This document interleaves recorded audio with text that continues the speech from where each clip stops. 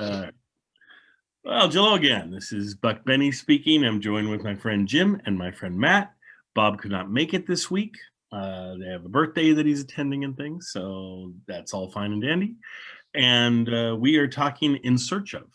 And this In Search Of episode, I think, is the 5th episode, and it is the episode that is on earthquakes. Oh, no, the 6th. I think it's the 6th episode. It's on earthquakes. And oh, wait. Yes. Mom, I'm recording. Mom, I can't come up now for breakfast. No, I'm recording, Mom. Oh, okay, I'm fine now. Okay, I'm good.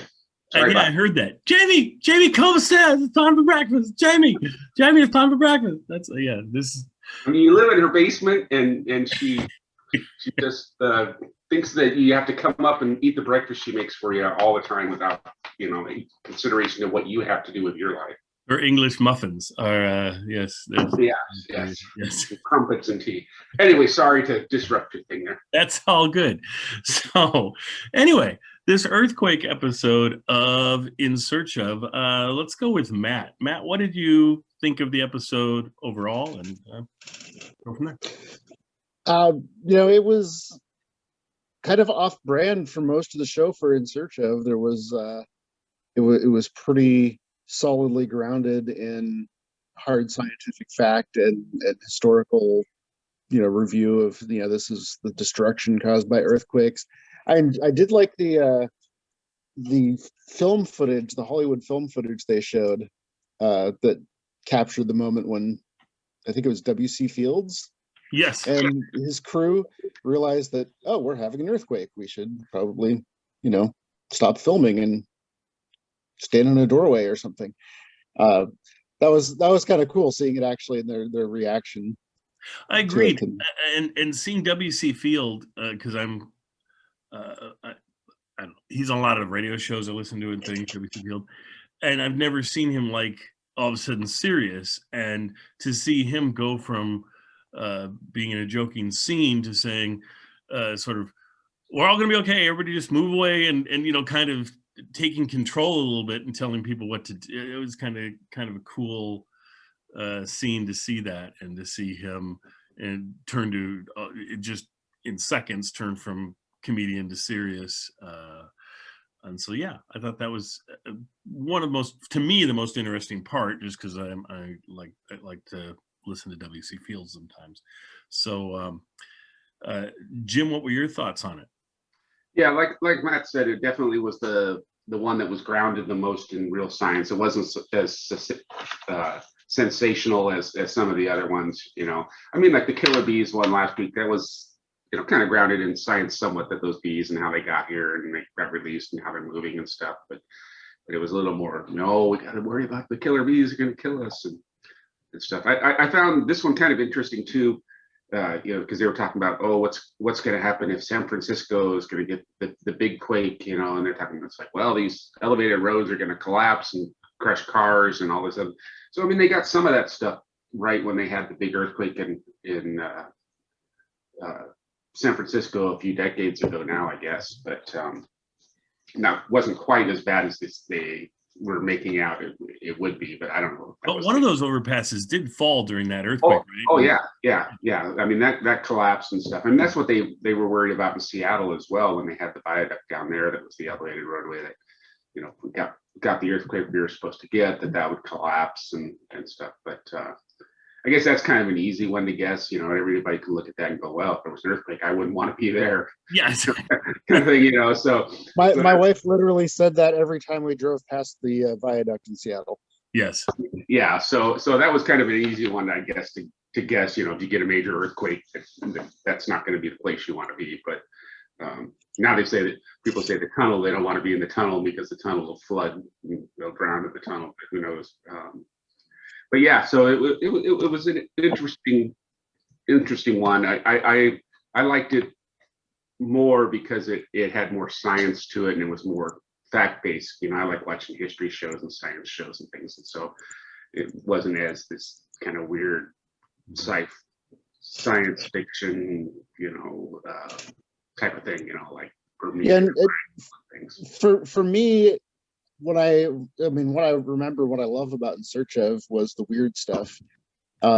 So for me, this episode was saved in the last 5 minutes or so because they do get into the wild ass conjecture, because they found a couple of, and you can't see me doing air quotes because I don't have my camera on. They found some scientists to talk about that projected the possibility that in 1986, when the planets all aligned for the first time in 200 years, that the gravitational the effect of that, the cumulative gravitational effect of the planets lining up would shift tectonic plates, and it sounded like, nearly destroy the Earth. So they did get back into their wheelhouse of, wild conjecture, pseudo-scientific kind of speculation. So I did appreciate the ending. Well, it's been unfortunate with the whole COVID thing, the fact that we were just recovering from that 1986 massive worldwide earthquake, and then we hit COVID. But yeah, it's too bad. Yeah. No, apparently that didn't happen. So, Oh, spoiler alert! Spoiler alert! Spoiler alert, didn't happen. didn't happen. But yeah, that's why I think it's so interesting watching these shows from 1977, because it's like they predict things and you're like, oh, did it really happen or did it not happen? Some things I do believe they will predict, like for 2050 and that sort of thing. So we still don't know whether those things are going to happen. But I was impressed last week with their prediction about the bees, though. How accurate they were as far as like when they actually got to the United States. Correct. Because they were predicting 1990, and they actually got to the United States in 1990. They just weren't as it wasn't the event that it was, portrayed as like, oh my gosh, these horrible killer bees are coming. I mean, they got here, but they were, and they really haven't. They haven't really expanded from kind of Texas and that type of area, which I don't know if it's because of the colder weather or what exactly, but yeah. Yeah, that's good. But yeah, it's interesting because sometimes like that they've been pretty right on with some things, and most of the time they're just wild. Well, that was kind of their hard science. That was their hard science part of the show. The swarms are going to be going around killing everybody. It was the conjecture part of it. Yeah, agreed. Anyway, I think this is definitely a worthwhile episode to watch, if just for the W.C. Fields piece and the part at the end where they're predicting the future and things. But it was interesting watching. Yeah, and it was interesting too. I mean, to see some of the old footage from 1906 in San Francisco and stuff when they had a big earthquake there, and just see just the total amount of damage that can come from earthquakes, and how powerful they really are to change everything. Yeah, for sure. And they had the one part that was filmed from folks on a ship or something, and it just made you feel like, oh yeah, I didn't really think about that, but you don't really want to be on a ship in an earthquake either. So yeah, that was up in Alaska, I think. And that was very similar to some of the stuff that happened with the tsunami and stuff that they had over in the Indian Ocean with hitting Thailand, the tsunami hitting Thailand, or the tsunami hitting Indonesia and stuff. I was actually over there at the time and had to was doing work over there and had to go down to Indonesia the day after they had the tsunami, because I had a person working for me there whose family was in the area where they got devastated from that, and so his sister and her family were never found. Wow. He flew in and he took pictures as he flew into the area, and it was just completely devastated. You see outlines of foundations where houses used to be. He took all sorts of pictures. It was kind of gruesome, because it would take pictures that there would be piles of debris with just like an arm sticking up out of this pile of debris from some person that's just buried in the debris.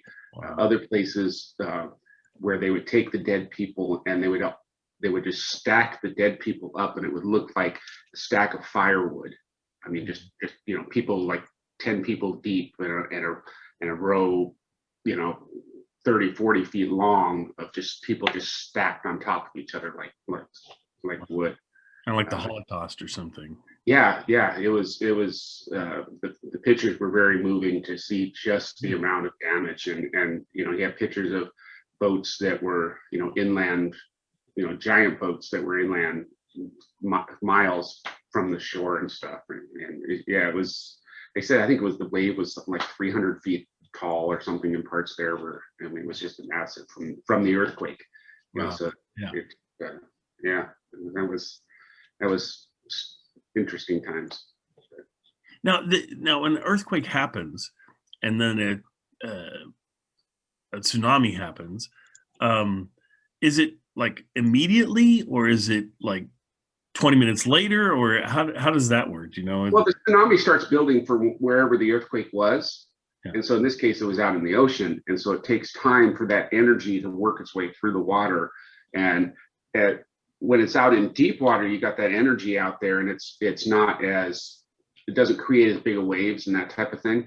But as you get closer and closer and the water gets shallower and shallower, that energy is in a much smaller area. And so then you get these big, huge waves. And that's why if you see the water get sucked out, start running, because pretty soon a giant wave is going to become from it, because it pulls all the water to it. Wow. Yeah, so tsunamis are nasty stuff. Yeah, no doubt. I went to about a year later. I went to, well, actually no, it was the year before. I went to Phi Phi Island, which was in Thailand, where the tsunami washed over the whole island, because it's kind of like these two islands that are kind of connected in the middle with a really low area, completely washed over there, killed a lot of people through there as well. It's interesting. Yeah, and they're going to have In Search of episodes. I'm not sure how quickly coming up, but there's definitely ones on tsunamis and how they work and all that, which would be interesting. And you could give us more insight personally on that one, which is cool too. So. They were probably done by aliens and the pyramids or something. If In Search of is doing them, they'll somehow throw it into Alien. Well, it'll be one of those things where they go through the whole episode and realize, okay, this is too spot on. This is not our wheelhouse. So we'll bring in the crazy people at the end again to talk about how the aliens started it. So, yeah, it's actually, if you see a tsunami coming or there's a big earthquake and you're in a boat, it's actually best to head out to sea. And so you head out to sea because you're getting to deeper water. And right. So deeper water, then you can go out a ways and you might just have like a big kind of just wave that you go up and over kind of thing. Right. But you won't, if you were in closer to shore, you know, it'd be like a 30-foot tidal wave coming at you, but be much worse. Tell that to the people on the Poseidon Adventure.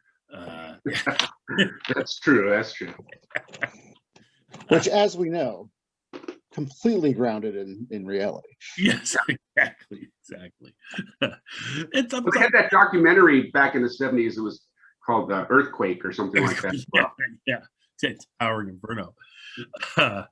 Anyway, Matt, do you have anything else to add on this episode? Or I do not. I think I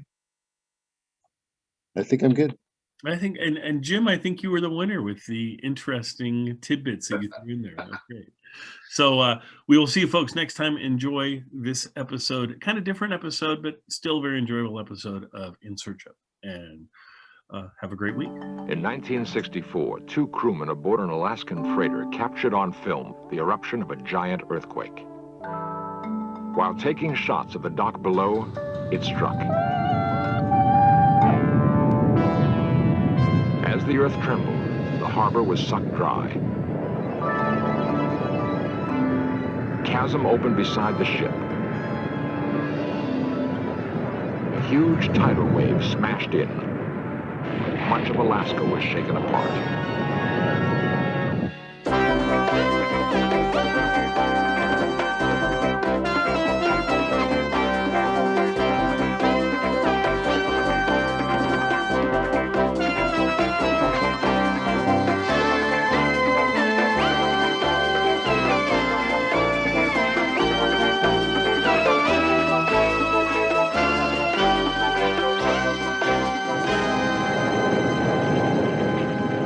Earthquakes are nature's most frightening events. For when the Earth is at war with itself, there is no place to hide.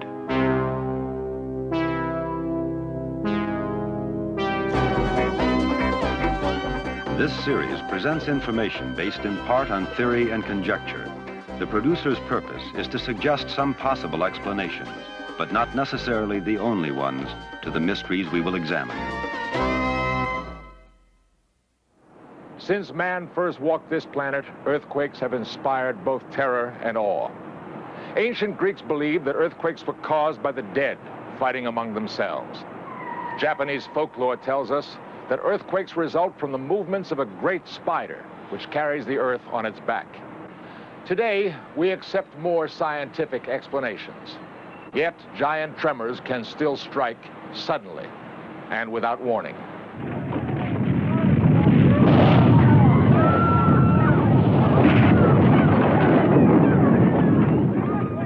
On April 18th, 1906, an earthquake shattered San Francisco. It was caused by a huge rupture in the fault line that runs below the city. A Hollywood film recreated that disaster.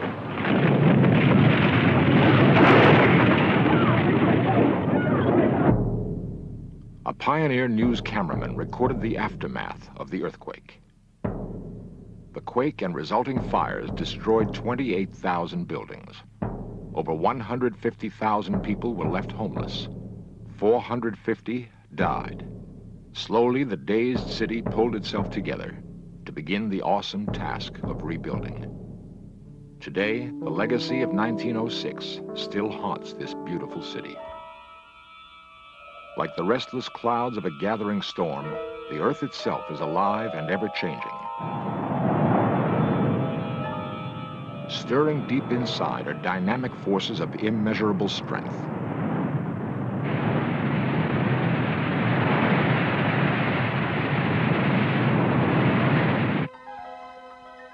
Science has learned only recently that the Earth's crust is divided into a dozen gigantic blocks or plates. Most of the world's earthquakes strike along the seams of these plates. Together they form a huge mosaic on the Earth's surface. Nearly all of North America, plus a large part of the Atlantic Ocean, make up a block called the North American Plate. The volcanically active floor of the Pacific Ocean, from Japan to California, is another giant slab known as the North Pacific Plate. About 80 miles thick, each plate is under constant pressure to move. Driven by enormous forces that we know very little about, they float like rafts on the Earth's soft mantle. Yet they do not float freely. Where they touch, there is constant strain and pressure. Each plate struggles to push, bump, and drive past the other.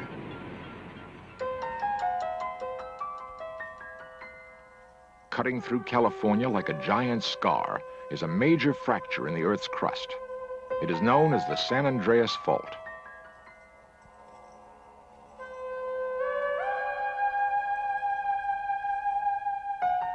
At about the speed that fingernails grow, each plate is grinding against the other in opposite directions.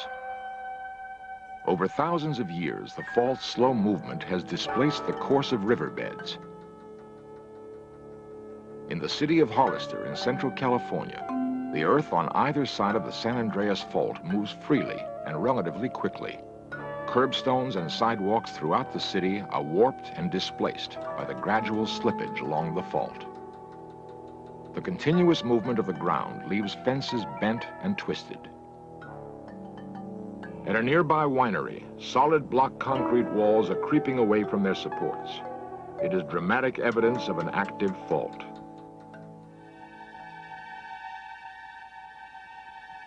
In Southern California, near Los Angeles, the San Andreas Fault looks like a rocky ravine.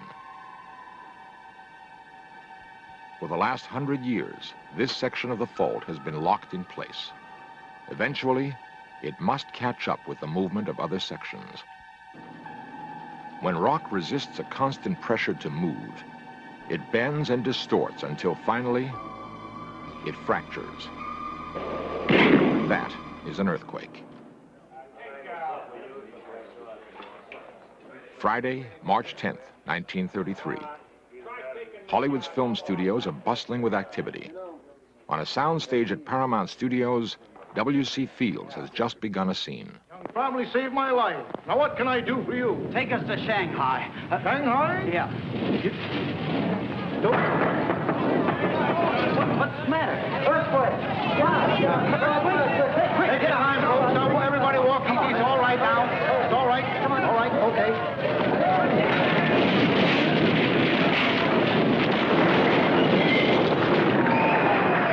Hollywood is heavily shaken, but the earthquake's power is centered in the city of Long Beach, 40 miles away.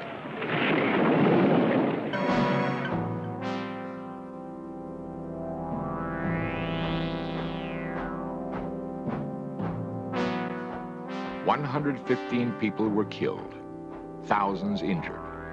The toll would have been even worse if the quake had occurred 2 hours earlier, while the schools were still in session. The city's schools took the heaviest damage of any class of building. Most of the buildings still standing had to be demolished.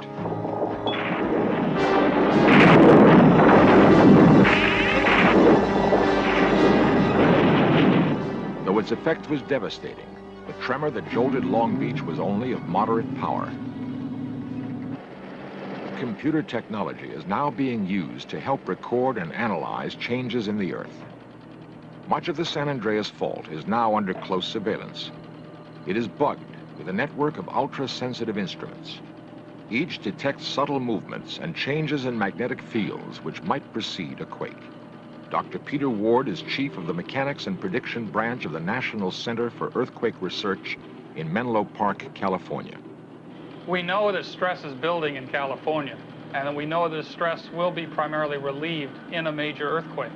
When that earthquake will occur, we're not sure of, but we know that it will occur. Using the knowledge that certain physical changes occur in the Earth before some tremors, scientists have accurately predicted small, localized earthquakes. A tilt meter detects tiny variations in the Earth's level. Slight movements are sometimes a signal that an earthquake will take place. Powerful laser beams measure the movements of Earth along the fault line, checking for sudden changes. Much of the San Andreas Fault is highly active. In central California, about 10 earthquakes are recorded every day.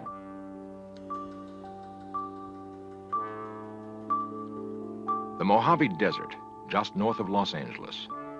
A striking landscape lies on the center of a little understood and controversial geological event. It has come to be known as the Bulge. It is a phenomenon that has preceded some major earthquakes.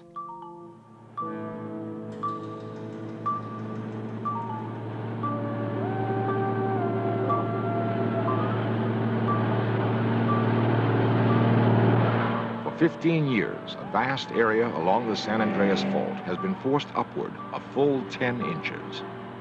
It may be a signal of a giant quake to come. We know that a major catastrophic earthquake is inevitable in California, certainly in the Los Angeles area. We know from detailed studies of the Los Angeles area and what the effects of this earthquake might be. If the earthquake occurs during the day, perhaps 12,000 people will be killed. If it occurs in the middle of the night, maybe only 3,000 people will be killed. But if one dam were to fail, perhaps tens of thousands of people will be killed and hundreds of thousands of people will be homeless. The threat of earthquakes is much too real, but there may be warnings of the giant quake to come.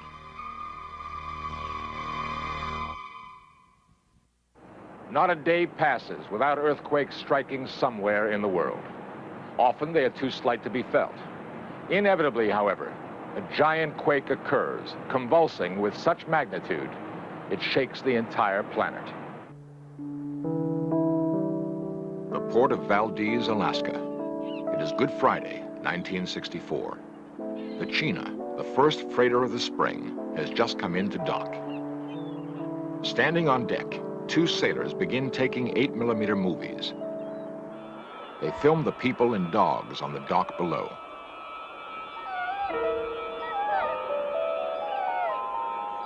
At 5:36 p.m., the Earth begins to rumble.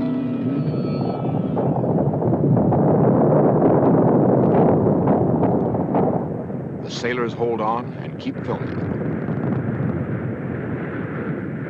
Suddenly, the water in Valdez Harbor begins to drain away.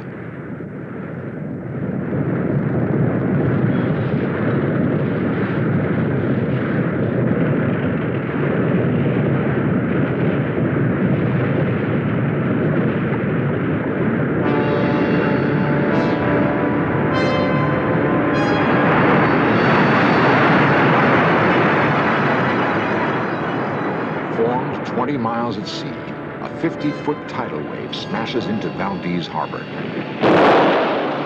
Anchorage, Homer, Seward, jolted with a force equal to thousands of atomic bombs. Tidal waves sweep Kodiak and Cordova.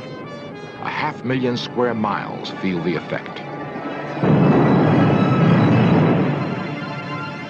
Downed power lines explode oil tanks, which blaze uncontrolled. Broken gas mains set houses aflame. In Anchorage, the central business district is all but demolished. Large areas of ground turned liquid during the quake, dropping the streets and buildings as much as 30 feet. The Alaska quake was the largest to strike North America in this century. 114 people were killed. Nearly 5,000 were left homeless. Valdez Harbor was destroyed. Scientists are looking in many directions for new ways to predict violent quakes.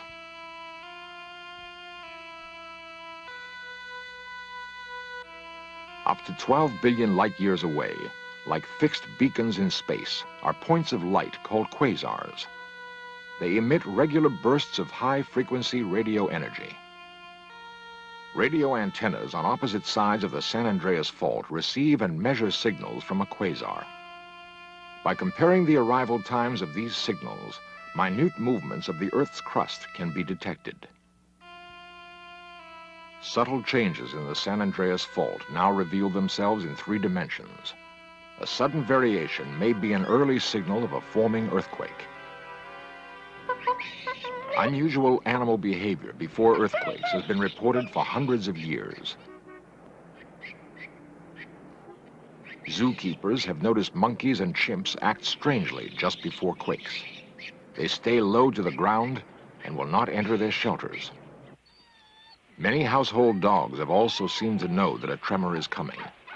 They often bark for no reason or wander nervously around a room. On November 27, 1974, horses near Hollister, California became nervous and skittish. The next day, a moderate quake struck the area. A unique experiment is testing the idea that animals can predict earthquakes. The subjects are common cockroaches. A sensitive monitor continually records their level of activity, looking for sudden changes. It seems almost funny that a nervous cockroach may herald a major catastrophe, but it could turn out that the Earth's oldest living inhabitant could tell us something about our planet. At the University of California, scientists create their own earthquakes. Scale models of buildings shake under the impact of an earthquake simulator machine.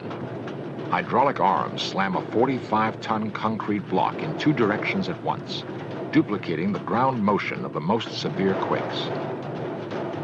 Information gained from such tests may lead to new building standards and possibly save countless lives.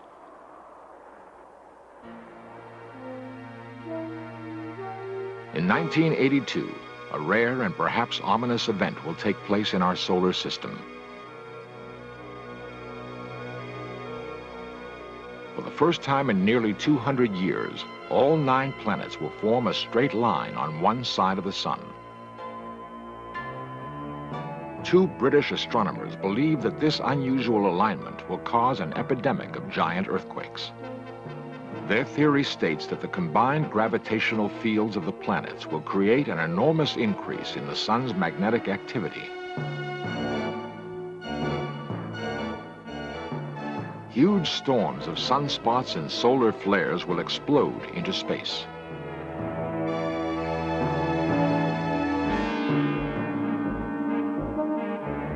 Radiation from the turbulent surface of the sun will severely affect the Earth's atmosphere.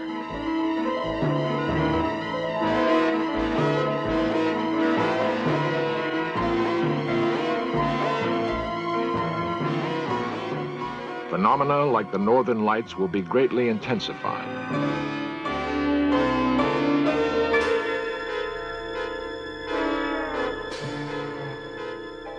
Prevailing patterns of world weather will be radically altered.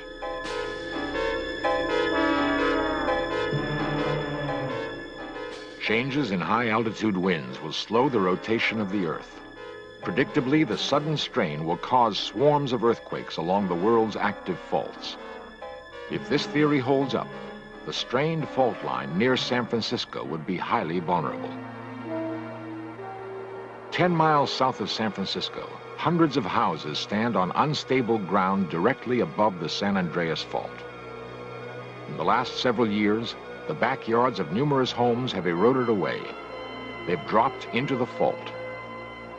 A large tremor on this area would have a devastating effect.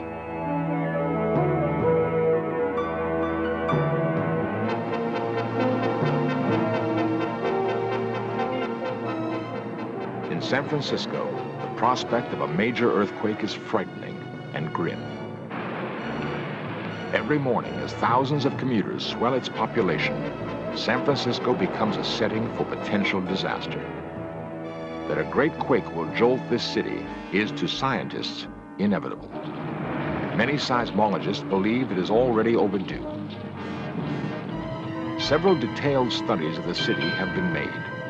They project what would happen if a tremor the size of the 1906 quake occurred again. It is a bleak scenario. Suddenly, the Earth begins to tremble and sway. In the crowded financial district, high-rise buildings shiver and sway like blades of grass. Inside, people are flung across rooms. Fires break out. Elevators jam. Walls crack and collapse. Plate glass windows pop out of their frames. Large chunks of broken glass sail through the city's streets. Most of this area stands on unstable landfill. As the Earth continues to shake, much of the soil turns to liquid. The street level drops instantly. Earthquake-proof skyscrapers fall into the void. Along Chinatown's famed Grant Street, the shaking is severe.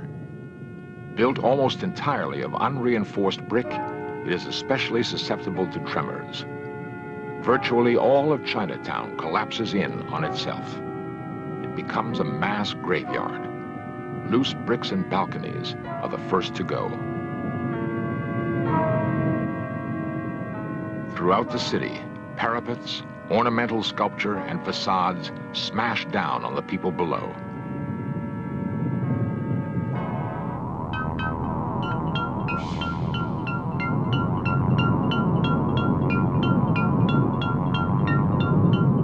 Everywhere there are exploding fires from ruptured gas mains.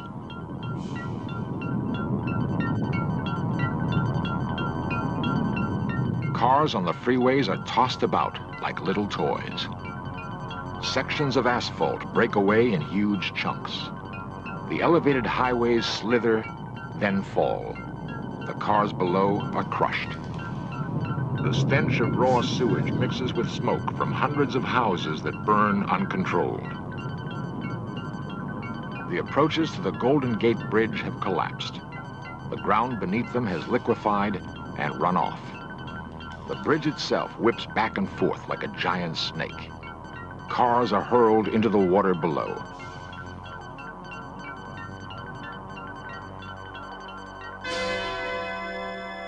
The human toll is enormous. At least 10,000 are dead. 300,000 are injured. Nearly everyone is homeless. This is the projection for a disaster that probably will occur. We just don't know when. Perhaps one day we will predict and control our planet's violent quakes. Until then, we are well advised to look for warnings in any form and heed them if there's time.